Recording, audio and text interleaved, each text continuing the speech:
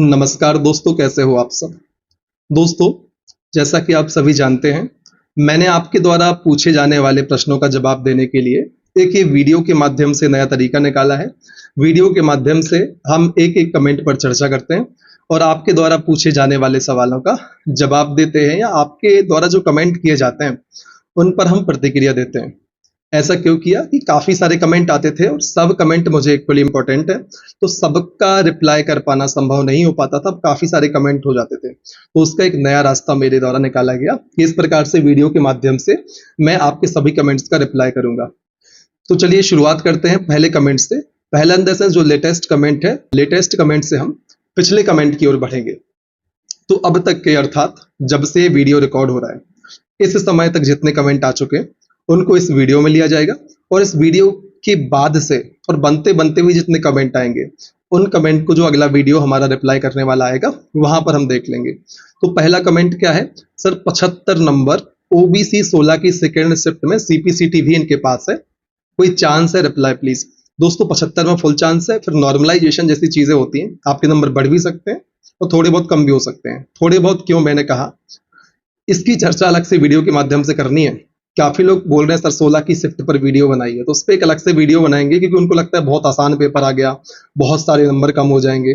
क्यों ज़्यादा नंबर कम नहीं होंगे? इसकी चर्चा भी हम कर लेंगे, अलग से वीडियो बनाएँगे। कठिन थी शिफ्ट, नहीं थी, इसकी चर्चा भी हमें करनी है, तो आप चिंता ना करें, उस पे वीडियो अलग से आएगा।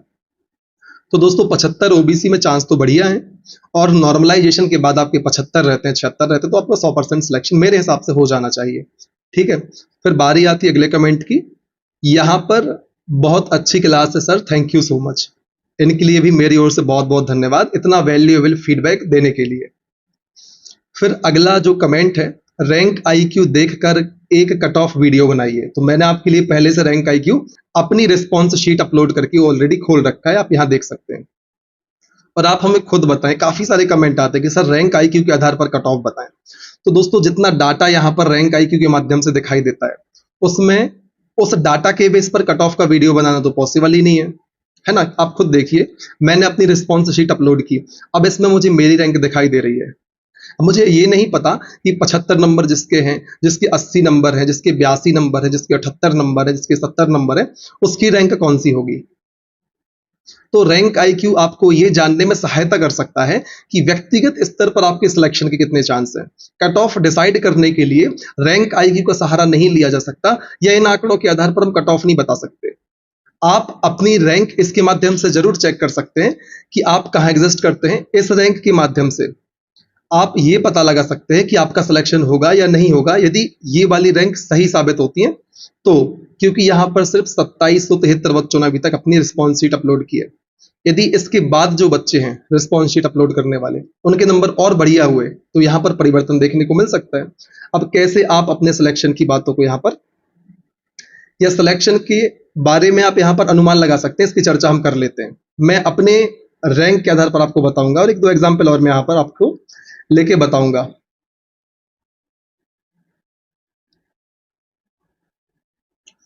अब आप देखिए,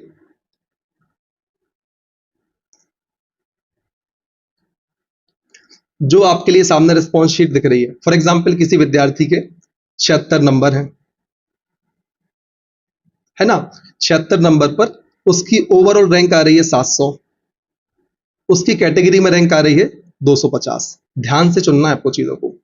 ओवरऑल रैंक आ रही है 700 और कैटेगरी रैंक आ रही है 250, नॉर्मलाइजेशन के पहले या बाद में, जैसा भी आपको मानना है। मैं आपको अब बताना चाहता हूं किस प्रकार से आप चेक कर सकते हैं कि आप रेस में शामिल हैं या नहीं। यदि रैंक आईक्यू सही साबित होता है तब, मैं तब की बात कर रहा हूं। और एक चीज और आपको देखना है, यदि जनरल की पोस्टें हैं 600 और जो आपकी कैटेगरी की पोस्टें हैं उनकी संख्या है 300,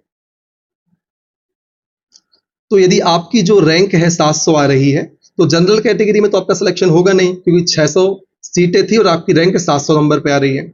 लेकिन जो ओबीसी कैटेगरी या जिस भी कैटेगरी में आप हैं, आपकी रैंक मान लो 250 आ रही है, या आप ईडब्ल्यूएस में आते हैं, एससी एसटी किसी में भी आते हैं, आपकी कैटेगरी में आपकी रैंक 250 है और यहाँ पर आपकी कैटेगरी की सीटों की संख्या 300 है, तो फिर आप अपनी कैटेगरी से चयनित हो जाएंगे। और यही रैंक मान लो आपकी कैटेगरी में 301 भी होती, तो आपका सिलेक्शन फिर यहाँ पर इस रैंक आईक्यू के माध्यम से या इसके हिसाब से हम बात करें तो नहीं होता। उम्मीद इतनी चीजें आपको क्लियर होंगी किस प्रकार से आप इन सारी चीजों को देख सकते हैं। रैंक आईक्यू आपको ये बताने में सहायता करता है कि आप कहाँ एग्जिस्ट करते हैं। जितने नंबर आपने प्राप्त किए हैं उन नंबरों के आधार पर आपकी रैंक क्या है और आप किस हद तक जो कट ऑफ लाइन है, जो आपकी सीट्स हैं, कट ऑफ नहीं दोस्तों, जो आपकी सीट है उन सीटों में आप आ रहे हैं या नहीं आ पा रहे हैं।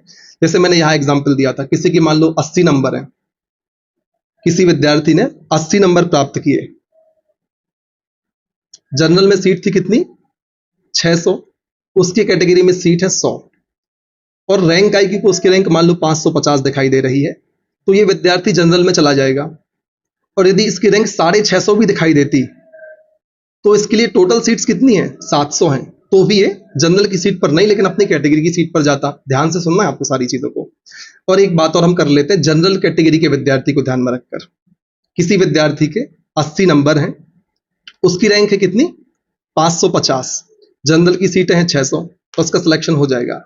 यदि किसी विद्यार्थी के नंबर 75 है, मैं दोस्तों हाइपोथेटिकल सिचुएशन मान रहा हूं, काल्पनिक रूप से मैं आंकड़े ले रहा हूं, वास्तविकता से इनका कोई लेना देना नहीं है, ताकि मैं आपको ये बता पाऊं कि रैंक आईक्यू से आप क्या पता कर सकते हैं, किस जानकारी को आप एनालिसिस कर सकते हैं।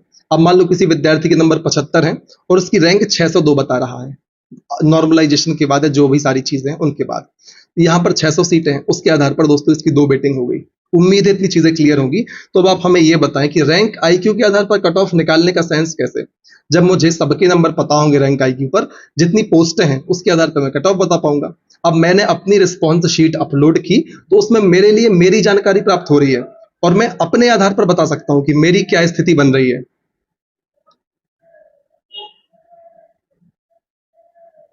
उम्मीद है इतनी चीजें आपके लिए क्लियर होंगी कि रैंक आईक्यू के आधार पर हम कट ऑफ का एनालिसिस नहीं कर सकते, व्यक्तिगत रूप से आपकी क्या स्थिति है, आप नंबर ऑफ सीट्स के मुकाबले कहां एग्जिस्ट करते हैं, ये जानकारी आप प्राप्त कर सकते हैं। उम्मीद है आपको ये चीज स्पष्ट रूप से समझ में आ गई होगी। यदि ऐसा है तो आप हमें कमेंट सेक्शन के माध्यम से जरूर बताएं। उम्मीद है आपको आपके प्रश्न का आंसर मिला होगा। अब अगला कमेंट क्या है, मुझे एमपीपीएससी की तैयारी करनी है, एक बार सिलेबस भी पूरा कर लिया लेकिन अब भूल चुकी हूं।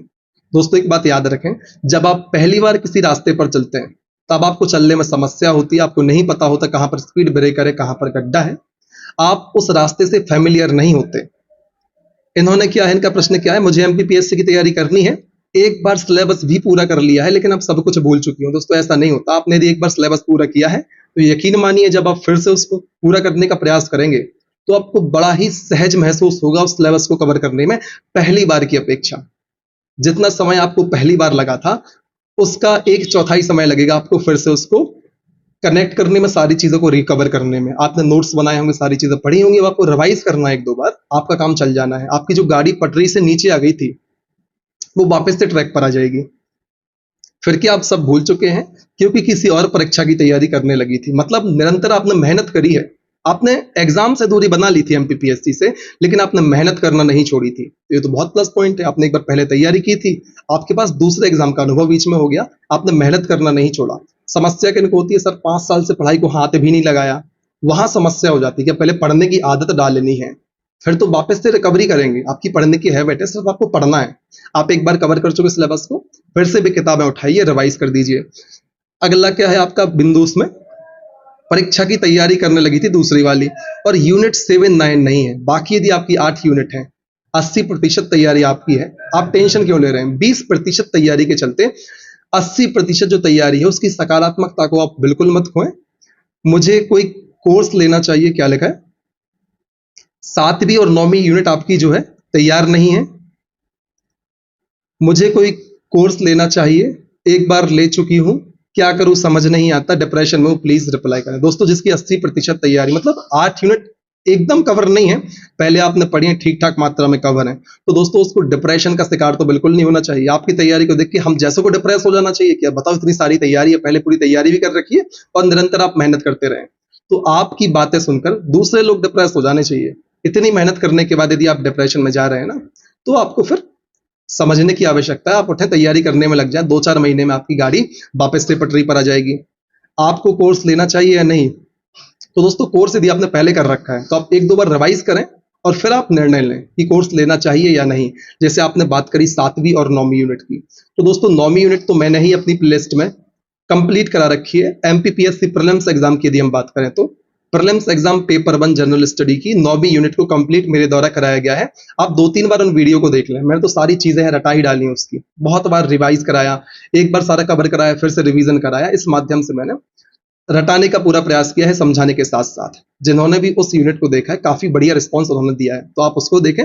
7वीं यूनिट का यदि कुछ हो सकेगा तो आगे मैं प्रयास करूंगा। ठीक, फिर एक और कमेंट है, कंटिन्यू करिए सीरीज को। कप्तान मौर्य जी, ये बहुत शुरुआत से हमारे साथ जुड़े हुए हैं और निरंतर हमारा मनोबल बढ़ाते रहते हैं। कई बार तो इनके लिए ही मैंने वीडियो अपलोड कर दिए, है ना, क्योंकि निरंतर कोई मनोबल आपका बढ़ाता है तो फिर आपको लगता है कि जिम्मेदारी बन जाती है उसके प्रति भी। यदि कोई आपसे इतनी अपेक्षाएं रखे हुए हैं तो आप उस अकेले व्यक्ति के लिए भी कई बार वीडियो बनाने के लिए प्रेरित हो जाते हैं। तो इन्होंने हमारा लगातार मनोबल बढ़ाया है, ऐसी उम्मीद हम इनसे आगे भी करते हैं। अब अगला कमेंट क्या है, एमपी में ही क्यों एसटी की सीट्स ज्यादा आती हैं? सेंट्रल की रिक्रूटमेंट या जो रिक्रूटमेंट होती है, मैं तो सबसे कम उनको ही रखा जाता है। इनका प्रश्न है कि मध्य प्रदेश में जो एसटी की सीट्स आती हैं वो सबसे ज्यादा क्यों आती हैं? सेंट्रल गवर्नमेंट में जब एसटी की सीटें निकाली जाती हैं तो सबसे कम होती हैं। क्या वहां उनको आरक्षण की जरूरत नहीं है? ऐसा क्यों? क्या एमपी में कुछ खास वजह है? एसटी के पॉपुलेशन भी कम है एमपी में, फिर भी सीट्स नोटिफिकेशन में उनकी ज्यादा क्यों दिखती हैं? तो दोस्तों यहां पर आपको एक चीज समझनी होगी।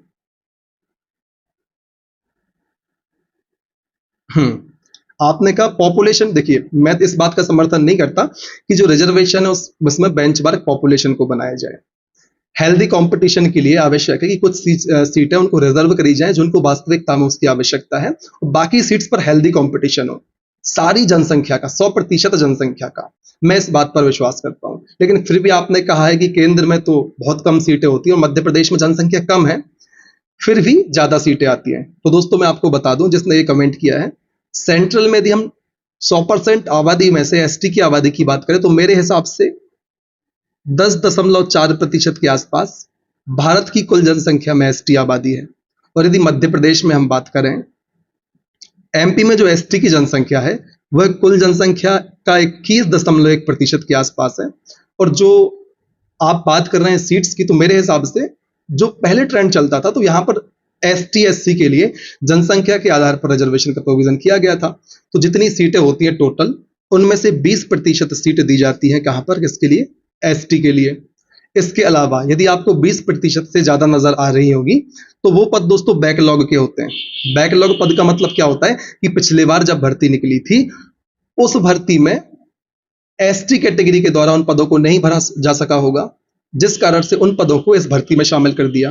अब आप कहेंगे सर पद तो पूरे भर जाने चाहिए थे, क्योंकि किसी ना किसी के नंबर कम होते तो कम नंबर पर सिलेक्शन होना चाहिए। लेकिन आपने एक चीज नोटिस की होगी, हर एग्जाम में मिनिमम क्वालिफाइंग मार्क्स होते हैं। जैसे पटवारी के एग्जाम में minimum qualifying marks I think 40% थे, तो यहां पर भी हर एग्जाम में मिनिमम क्वालिफाइंग मार्क्स होते हैं 100 में से, कि आपको इतने लाने ही पड़ते हैं। यदि आप उतने नहीं लाओगे तो आप डिस्क्वालीफाई हो जाओगे। तो कई बार ऐसा होता होगा कि जो सीट्स पिछले एग्जाम में निकली होगी उसमें उतने बच्चे क्वालिफाई नहीं कर पाए होंगे जितनी सीट्स थी। तो जो 20% है उसके अलावा कुछ बैकलॉग की सीट भी दे दी जाती है, जिस कारण से आपको लग रहा है कि एसटी की सीट मध्य प्रदेश में ज्यादा निकाली गई। मुझे उम्मीद है कि आप शायद ग्रुप 4 की सीट्स के बारे में चर्चा कर रहे होंगे। ग्रुप 4 में एसटी के लिए सीट्स 500 के आसपास, 550 के आसपास मिलनी चाहिए थी। टोटल सीट थी 3000, उसका 20% इतने के आसपास बैठता, लेकिन यहां आपको 900 के आसपास दिख रहा होगा। ऐसा क्यों? क्योंकि कुछ भर्ती संविदा वाली थी और संविदा में, और जो सीधी भर्ती वाली थी, उन दोनों में कुछ बैकलॉग के पद भी खाली थे 300-400 के आसपास। तो कुल मिलाकर 978 के आसपास सीटें बनी थी। उम्मीद है सारी चीजें क्लियर होंगी। मैं आपसे फिर से कर रहा हूं, मैं जनसंख्या के अनुपात में रिजर्वेशन का समर्थन नहीं करता, लेकिन मैं रिजर्वेशन का समर्थन उन वंचित वर्गों के हित के लिए जरूर करता हूं जो मुख्य धारा में शामिल नहीं है, चाहे वह शैक्षणिक, आर्थिक, राजनीतिक, सामाजिक किसी भी रूप से हो। तो मैं उनके लिए रिजर्वेशन का समर्थन जरूर करता हूं, क्योंकि उनको मुख्य धारा में लाना हमारा नैतिक कर्तव्य बनता है। उम्मीद है आपको आपके सवाल का जवाब मिला होगा। फिर अगला आपका कमेंट है, सर मेरे ग्रुप 4 में 18 जुलाई सेकंड शिफ्ट में 69 मार्क्स आए हैं, तो क्या मैं अकाउंटेंट पोस्ट कोड 151 के लिए चांस रखता हूं या मेरा सिलेक्शन होगा या नहीं होगा? ऐसा प्रश्न है। तो दोस्तों एक बात सोचें, पोस्ट कोड 151 किस बात पर निर्भर करेगा आपका सिलेक्शन होगा कि नहीं? कट ऑफ कम भी जा सकता है, ज्यादा भी जा सकता है। फॉर एग्जाम्पल, जिसने इस पोस्ट कोड को भरा होगा उसके नंबर आपसे ज्यादा हुए तो कट ऑफ बहुत हाई भी जा सकता है, भले उसमें क्वालिफिकेशन कुछ भी आगे गई हो। फॉर एग्जाम्पल एक कोई पर्टिकुलर पोस्ट निकली, उसमें सीए मान लो योग्यता रखिए, एक ही पोस्ट थी, ठीक। अब सीए बहुत कम लोगों के पास है, मान लो 3 लोग बस थे ऐसे जिनके पास सीए की डिग्री थी, और उन्होंने उस पोस्ट को फिल कर दिया, और जो उस पोस्ट को ले गया वो 200 में से 170 नंबर लेके आ गया, तो 170 कट ऑफ चला गया कम लोगों के पास क्वालिफिकेशन होने के बावजूद। तो पोस्ट कोड के आधार पर कट ऑफ का निर्धारण करना बहुत डिफिकल्ट टास्क है, क्योंकि हमें नहीं होता पता कि जितने मार्क्स हमारे हैं और जो प्रेफरेंस मैंने भरी हुई है उस प्रेफरेंस में और इतने कितने विद्यार्थी हैं जिनकी मार्क्स मुझसे ज्यादा है। तो इस प्रकार से बता पाना थोड़ा डिफिकल्ट काम है। फिर दोस्तों अगला कमेंट है, ग्रुप 4 में बैगा फारिया और सहरिया सीट देने के बाद कितनी सीट बची एसटी वालों की, इसकी वीडियो अलग से बनाई गई है, आप उसे जरूर देखें। फिर मैंने भी गलत प्रेफरेंस कर दिया, अब क्या होगा। अब आप बिल्कुल निश्चिंत रहें, और आपने 1-2 प्रेफरेंस गलत भरी होगी, आप ये मान के चलिए 100 सीटें थी, 100 प्रकार की पोस्टें थी, 100 सीट नहीं दोस्तों, 100-150 पोस्ट तो काफी सारी प्रकार की थी। आपने मान लीजिए जो पोस्ट भरी है 100 पोस्ट आपने चुनी थी कि इन 100 पोस्ट पर मैं योग्यता रखता हूं, उनमें से एक पोस्ट की प्रेफरेंस आपकी गलत भर गई, तो 1% पोस्ट प्रेफरेंस आपने गलत भरी है, 99% सही भरी है। दुर्भाग्यवश यदि ऐसा हुआ कि आपको वो एक पोस्ट मिल गई जिसकी प्रेफरेंस गलत थी, तो फिर चिंताजनक स्थिति उत्पन्न होगी। यदि वो पोस्ट आपको नहीं मिलती, तो 99% चांस किस बात के हैं कि आपको वे पद मिलेंगे जिनमें आप योग्यता रखते हैं। तो आप 1% के कारण 99% की जो आपकी योग्यता है उसके लिए नकारात्मक बिल्कुल भी ना हो, जो होगा बहुत बढ़िया होगा, निश्चिंत रहें आप। फिर अगला कमेंट क्या है, धन्यवाद, इन्होंने मनोबल बढ़ाने का प्रयास किया है, तो thank you so much for your valuable feedback. मुख्य परीक्षा की तैयारी, जी बिल्कुल, आप रोज पढ़ाइए ये। तो दोस्तों रोज का तो मुझे नहीं पता, हो सकता है एक दिन में 2 वीडियो भी बना दूं, 3 वीडियो भी बना दूं, कई बार ऐसा भी होगा कि 2 दिन वीडियो नहीं आया, 3 दिन वीडियो नहीं आया, क्योंकि यहाँ पर मुझे अकेले सारी चीजें मैनेज करनी होती हैं और काफी सारी दूसरी भी चीजें होती हैं। लेकिन मेरा प्रयास होता है कि ज्यादा से ज्यादा और जल्दी से जल्दी मैं आपके लिए वीडियोस बनाऊं और अच्छे से अच्छा कंटेंट आप तक पहुंचाने का प्रयास करूं। तो मेरा प्रयास रहेगा, आप खुद सोचिए, मैं मुख्य परीक्षा की तैयारी कराने के लिए अकेला आपके सामने आया हूँ। लगातार जो कोचिंग्स चलती हैं, 6-6 घंटे 8-8 घंटे की क्लासेस होती हैं, काफी सारे टीचर्स पढ़ाते हैं, और मुझे अकेले सारी चीजें आपके लिए करानी है। तो आप खुद सोचिए कितनी बड़ी चुनौती वाली बात है। हालांकि आप उत्साहवर्धन कर रहे हैं, मेरा मनोबल बढ़ा रहे हैं, तो आपका बहुत बहुत धन्यवाद। और पूरा प्रयास रहेगा मैं जल्दी से जल्दी सारी चीजों को कवर कराने का प्रयास करूं। और दोस्तों एक बात और रहेगी, कंप्लीट कोर्स मैं यूट्यूब पर आपके लिए बिल्कुल निःशुल्क कराऊंगा, इस बात की मेरी गारंटी है। बिल्कुल अब आगे बढ़ते हैं कि जो एक बार मैं खुद चाहता हूं कि एमपीपीएससी मुख्य परीक्षा का पूरा पाठ्यक्रम एक बार मेरे द्वारा यूट्यूब पर मुफ्त में कराया जाए, ताकि हर वो विद्यार्थी जो एक्सेस नहीं कर सकता पेड कोर्स को, वो इन वीडियोस के माध्यम से अपनी तैयारी कर पाए। और पूरा मैं प्रयास करूंगा कि एकदम मतलब बहुत शानदार क्वालिटी के साथ आपके लिए सारी चीजें मैं बताऊं, ठीक।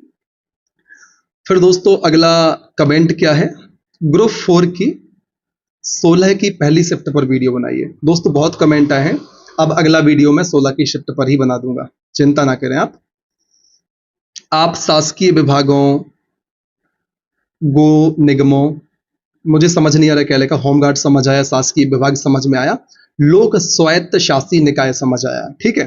तो क्या है सर, ग्रुप 4 में अगर ये ऑप्शन टिक हो गया तो यदि आप इनसे संबंधित हैं तो बढ़िया है, नहीं है तो फिर आप भगवान से प्रार्थना करें जिनको आप मानते हैं कि आपको ये वाली पोस्ट बस ना मिल जाए। यदि आपको पोस्ट ऐसी वाली मिल गई जिसकी आप योग्यता नहीं रखते या जो डिमांड आपसे करी गई है, तो फिर आपको उस पोस्ट की योग्यता साबित करनी होगी, नहीं कर पाएंगे तो आपको बाहर कर दिया जाएगा। तो आप प्रार्थना करें कि आपको ये चीज ना मिले, दुर्भाग्यवश ऐसा हो ही ना, बिल्कुल सारा लक आपके साथ रहे, और 1-2 पोस्ट आपने ऐसी भरी हो गलती से तो आपको बे पोस्ट मिले जिनकी आप योग्यता रखते हैं। और दोस्तों ये कप्तान मौर्य जी के द्वारा जो मैंने प्रश्न किए गए थे कमेंट सेक्शन में, उनके आंसर दिए, तो फिर इनके लिए भी लाइक और ये रिएक्शन वाला जो भी इसको कहते हैं वो भेज दिया मेरे द्वारा। फिर सर ग्रुप 4 के फॉर्म में गलती एफिडेविट बनवा के सही हो सकती है क्या? दोस्तों एफिडेविट का मतलब क्या होता है कि आपने जो गलती करी है और फिर बाद में जो आप सही चीजें बता रहे हैं, इसमें कोई मिस्टेक पाई जाती तो जिम्मेदार आप होंगे। आप एफिडेविट लगाते तो पिछले बार जैसी चीजें हुई और जो मुझे पता करी है जानकारी, उसके हिसाब से यदि आप कोई गलती करते हैं तो फिर एफिडेविट के माध्यम से काम चल जाना चाहिए आपका। रैंक IQ का कट ऑफ वीडियो बनाइए, इनका रिप्लाई मैंने कर दिया है। कट ऑफ वहां से निर्धारित नहीं होता। यदि कोई कर रहा है तो फिर मुझे नहीं पता कहाँ से कर रहा है, मैंने सारा देख लिया, आपके एक दो कमेंट के माध्यम से मैंने देखा है कि इतने सारे बच्चे कमेंट कर रहे हैं कि आखिर रैंक आईक्यू पर ऐसा क्या है जिसके माध्यम से हम कट ऑफ को निर्धारित कर सकते हैं। दोस्तों मुझे कुछ दिखा नहीं, तो मैंने आपसे स्पष्ट रूप से सारी बातें क्लियर कर दी और इवन मैंने आपको खोल के भी दिखा दिया। कोई ऑप्शन ही नहीं है दोस्तों वहां पर कि कट ऑफ बता पाए। रैंक आईक्यू आपकी सहायता कर सकता है कि आप कहाँ एग्जिस्ट करते हैं कंपटीशन में, ये आपको बता सकता है। इसके माध्यम से आप अपनी स्थिति का अनुमान लगा सकते हैं आपका सिलेक्शन होगा या नहीं। आप कट ऑफ का अनुमान नहीं लगा सकते, ये बात तय मान के चलिए। फिर अगला कमेंट है, शायद किसी प्रश्न का आंसर दिया है इन्होंने। फिर अगला comment, thank you so much, तो आपके लिए भी यूर वेलकम, बहुत बहुत धन्यवाद आपका लगातार मनोबल बढ़ाने के लिए। फिर अगला कमेंट क्या है सर, रैंक आईक्यू वही वाला वीडियो दोस्तों। अब एक बहुत बड़ा कमेंट, नमस्कार सर, सभी लोग ग्रुप 4 की कुछ शिफ्ट वाइज कट ऑफ चला रहे हैं जिस पर आप वीडियो बना रहे हैं। सर आपसे निवेदन है कि आप रैंक आईक्यू का डाटा एनालिसिस भी करें। दोस्तों मैंने वही कहा, रैंक आईक्यू का डाटा मैं कैसे एनालिसिस कर लूं। मैंने अपनी रिस्पॉन्स शीट उस पर अपलोड करके देख लिया, मैं आपकी कर दूंगा अपलोड, 10 लोग की कर दूंगा, 50-100 लोगों की कर दूंगा। कैसे एनालिसिस हो सकता है, अब रास्ता आप ही हमें बताएं। बाकी मैंने पूरा प्रयास किया, जो कट ऑफ का वीडियो मैंने बनाया है आफ्टर नॉर्मलाइजेशन, आप उसको रेफर करें। फिर sir shift wise cut of डालें। शिफ्ट वाइज कट ऑफ दोस्तों उसके लिए आंकड़े चाहिए होते हैं जो मेरे पास नहीं है। और रैंक आईक्यू दोस्तों एक व्यक्तिगत रूप से जो रिस्पॉन्स शीट आप अपलोड करेंगे उसकी स्थिति बताएगा शिफ्ट वाइज। तो शिफ्ट वाइज कट ऑफ बता पाना भी डिफिकल्ट काम है। मैं आपको वीडियो बना सकता हूं लेकिन उसका मतलब नहीं है ज्यादा, आप समझने का प्रयास करें। फिर थैंक्स फॉर मोटिवेट 13 को एग्जाम है, तो इनका एग्जाम कल है। हमारी ओर से बहुत बहुत शुभकामनाएं आपके लिए एग्जाम को लेकर। बहुत बढ़िया तरीके से आप परफॉर्मेंस दें, आप अपने एग्जाम में ऑल द बेस्ट।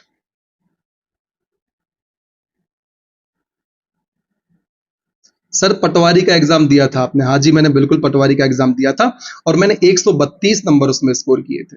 अब 132 नंबर क्यों? क्योंकि मेरा जो मैथ रीजनिंग वाला पोर्शन था वो मेरा स्ट्रॉन्ग था, मैं लगभग पूरा सॉल्व करके आता हूँ। फिर भी मेरे साथ ऐसा क्यों हुआ? मैंने गलती करी थी। मैंने क्या गलती करी थी? मेरे साथ यूजुअली क्या होता है, जिस दिन मेरा एग्जाम होता है उसके एक दिन पहले मुझे नींद नहीं आती। तो मैंने क्या मिस्टेक कर दी, एक दिन पहले मुझे नींद नहीं आती तो मैंने 2 दिन पहले मैं नहीं सोया कि ताकि एक दिन पहले नींद आएगी तो बढ़िया सो के पेपर देंगे। ठीक, तो 2 दिन पहले मैं सोया नहीं और एक दिन पहले मुझे फिर नींद नहीं आई। तो बहुत 2 दिन गुजर चुके थे पेपर देते देते मुझे। जब मैं पेपर दे रहा था मेरी वहां पर बेहोशी वाली स्थिति हो गई थी और मेरा पेपर था 2 बजे। मुझे भयंकर नींद आ रही थी, सर भारी, सर घूम रहा था, चक्कर आ रहे थे मुझे। तो ऐसी स्थिति हो गई थी और वहां पर सारी सिचुएशन को डील करना बहुत डिफिकल्ट हो गया था। काफी सारे क्वेश्चंस मैंने तुक्के मार के आया था सीधे सीधे, क्योंकि आपका दिमाग ही काम नहीं कर रहा था। आप जब 60-65 घंटे आपको जागते हुए हो जाएंगे, आप पेपर देने जाएंगे और नींद भी नहीं आ रही थी। फिर दोस्तों अगर एक दिन पहले, तो 2 दिन पहले मैं सोया नहीं, फिर एक दिन पहले ढंग से नींद नहीं आ रही थी, मैं जा रहा था। और गलती एक और थी कि जिस दिन पेपर था मैं उसी दिन निकला। उन्हीं सब बातों को लेकर मैं आपको वीडियो बनाता हूँ कि प्रभु ये गलती आपको नहीं करनी है। पुलिस कांस्टेबल के पहले भी मैंने वीडियो बनाए कि जिनका पेपर सुबह की शिफ्ट में है। और मेरे साथ एक गलती क्या होगी, दोपहर को पेपर था, सुबह होता थोड़ा टाइम मिल जाता और कि जागते हुए कम समय हुआ, लेकिन दोपहर को तो भयंकर तेज धूप थी। उस टाइम पे लाइन में लगे रहे, खटिया खड़ी हो गई थी सारी की सारी, और फिर मैं अंततः 132 स्कोर कर पाया, जो काफी निराशाजनक रहा मेरे लिए। तो ये सारी गलतियां आपको नहीं करनी है। इवन पटवारी का जो सेक्शन था, पटवारी में मैथ्स रीजनिंग आ रही थी 70, 75, 80 नंबर की, और मैं मान के चलता था ये तो मेरा स्कोरिंग पोर्शन है। उसके बाद जनरल स्टडी मेरी ठीक थी, हिंदी में सारा स्कोर हो जाता है, तो मैं मान के चलता था कि 160 के आसपास स्कोर होगा और इससे ज्यादा भी जा सकता है। कोई बड़ी बात नहीं, नॉर्मल सी बात है। लेकिन गलती वही, जहां आपको 70-80 नंबर की मैथ्स रीजनिंग सॉल्व करनी हो और इंग्लिश में बहुत बढ़िया तरीके से पैराजंबल पूछे जा रहे थे, जहां पर आपको सोचना पड़ता है, चीजों को कनेक्ट करना पड़ता है, और आपके फिर वहां पर दिमाग की एफिशिएंसी 10% और 90% तो काम खत्म हो जाए क्योंकि आप इतनी देर से जाग रहे हैं। तो वो समस्या उत्पन्न हुई थी जिस कारण से 132 पर मैं रह गया था। उम्मीद है आपको आपके सवाल का जवाब मिल गया होगा। फिर गुड मॉर्निंग सर, मेरे 81 मार्क्स है 16 की फर्स्ट शिफ्ट में, ईडब्ल्यूएस एनी चांस? 81 में तो दोस्तों आप सीधे अंदर है, 100% चांस है आपका सिलेक्शन होगा।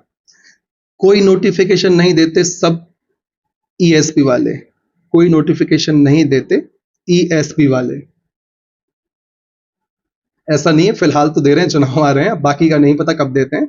हालांकि मेरे हिसाब से इनको निरंतर इस प्रकार से नोटिफिकेशन देते रहने चाहिए ताकि विद्यार्थी भी तैयारी में लगे रहें और तैयारी के प्रति उनका एक मनोबल बढ़ा रहे। इस प्रकार से नोटिफिकेशन नहीं आते तो बच्चे फिर हताश हो जाते हैं और उनकी तैयारी भी गिर जाती है और साथ ही साथ समय की बर्बादी होती है, क्योंकि जब विद्यार्थी 2 साल तैयारी को दे देता है तो उसको तैयारी छोड़ने में लगता है कि अब 2 साल वेस्ट हो जाएंगे, वो इंतजार में 3-4 साल और दे देता है।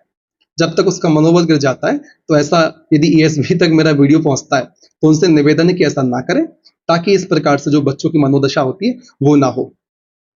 फिर अगला कमेंट है 63 OBC female steno CPCT DCA any chance. दोस्तों कंपटीशन तो सब में हो गया है, स्टेनो में भी कंपटीशन बहुत है। आप रिजल्ट का वेट करें, यदि नॉर्मलाइजेशन में कुछ होता है और कट ऑफ कम जाती है तो हो सकता है, मेरे हिसाब से मैं इस पे कमेंट नहीं कर सकता कि सिलेक्शन हो जाएगा, आपको रिजल्ट का वेट करना होगा। फिर ग्रुप 4 18 की सेकेंड शिफ्ट ईडब्ल्यूएस स्टेनो 100 और 80 की स्पीड, 72 नंबर में चांस। स्टेनो 72 नंबर में चांस बन सकते हैं, नॉर्मलाइजेशन में 1-2 नंबर बढ़ते हैं तो बिल्कुल चांस आपके बनेंगे। फिर अगला जो प्रश्न है, सर मैं टेंशन में था थोड़ा सा, मॉक टेस्ट में रिजल्ट देखकर मेरा 13 अगस्त को एग्जाम में, पर आपने सारी टेंशन खत्म कर दी, आपका आशीर्वाद बना रहा तो फिर झंडे गाड़ देंगे एग्जाम में। Thank you so much. दोस्तों इस प्रकार के वैल्यूएबल फीडबैक सुन के मुझे मोटिवेशन मिलता है और मैं निरंतर काम करने के लिए प्रेरित होता हूं, तो आप इस प्रकार की चीजें करते रहें। अगला कमेंट क्या है, जी sir shift wise cut off बनाकर वीडियो डालें। दोस्तों कैसे पॉसिबल है, मैंने आपको इस बात की चर्चा कर ली है। मैं सारे प्रयास कर लेता हूं यार, शिफ्ट वाइज में डाल दूंगा आपको बना के, आप विश्वास भी कर लेंगे, लेकिन पॉसिबल तो होनी चाहिए वो चीज। पॉसिबल ही नहीं है, कैसे काम चल जाएगा। रैंक आई की तो अभी पॉसिबल नहीं है यार, कैसे बना दूं, मैंने आपको खोल के दिखा दिया। अब मैंने अपनी रिस्पॉन्स शीट, आप भी अपनी भेज देंगे, आपकी भी अपलोड कर दूंगा, आपकी रैंक पता चल जाएगी, लेकिन कट ऑफ कैसे निकालेंगे उससे, आप बताइए। फिर सर मेरे ग्रुप 4 एग्जाम में ईडब्ल्यूएस मेल कैटेगरी से 69 मार्क्स है, पोस्ट कोड एक सौ इक्यावन, इसकी चर्चा मैंने कर ली है। यदि आपसे ज्यादा नंबर वाले विद्यार्थियों के मार्क्स आपको पता होंगे तो कट ऑफ आप बता देंगे, बाकी उसके बिना पता पाना मुश्किल है किसी के लिए भी। यदि फिर भी कोई बताता है तो मुझे नहीं पता फिर कहां से दिव्य शक्ति प्राप्त होती है कि यार इस प्रकार से कैसे बता सकता है कोई इंसान, पॉसिबल ही नहीं है। या तो ईएसपी बता देगा कि किसके कितने नंबर है, कैलकुलेट करके आपको बता देगा, ईएसपी हम है नहीं, ठीक, तो बता पाना मुश्किल है। फिर से रिपीटेड कमेंट है, इनका रिप्लाई मैं कर चुका हूँ, बहुत मेहनत से इन्होंने कमेंट लिखे हैं, मैं सोच रहा था कि जब वीडियो आएगा तो उनको रिप्लाई करूंगा। फिर दोस्तों थैंक्स, बहुत बढ़िया ट्रिक, ऑल कमेंट रिप्लाई, इनका भी बहुत बहुत आभार। इन्होंने मनोबल बढ़ाया कि जो मैं वीडियो के माध्यम से आपको रिप्लाई करता हूँ वो एक सही तरीका है। आप भी मुझे बताएं ताकि मैं इस तरीके को लगातार आगे बढ़ाता रहूं। फिर सहायक ग्रेड 3 पोस्ट में स्किल टेस्ट होगा या नहीं। दोस्तों बिल्कुल भी नहीं होगा, नोटिफिकेशन में साफ लिखा होता है जब स्किल टेस्ट होता है तो। कोर्ट के एग्जाम में लिखा था 3 गुने अभ्यर्थियों को स्किल टेस्ट के लिए बुलाया जाएगा, लेकिन यहाँ नहीं लिखा। आप निश्चिंत रहें, सीधा सिलेक्शन होगा, सीधी ज्वाइनिंग होनी है आपकी। इस ग्रुप 4 के एग्जाम में किसी भी प्रकार का स्किल टेस्ट नहीं होगा, फिर चाहे वह स्टेनो हो चाहे असिस्टेंट ग्रेड 3 हो, इस बात से आप निश्चिंत रहें।